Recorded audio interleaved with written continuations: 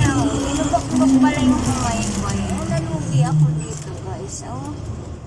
First time itong nangyari guys. Naka-stack kasi ito. In-stack ko ito guys. Wala na. Oh. Yung isa okay pa. Ay ito okay pa to. Pero ito guys. Oh. Parang ubos niya na. Naubos.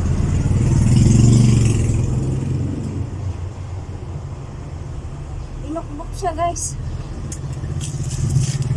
Eh kailangan kong panahon ng kamaypay ngayon guys. Kasi may ano yan.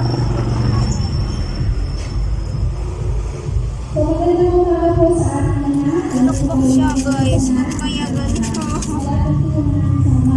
Ito okay pa siya. Ito okay naman.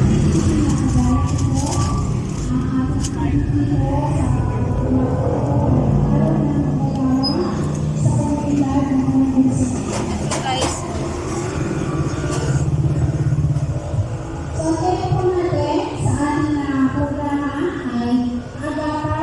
Dalawa yung kinain. May isa pa sa CR guys. Tinapon.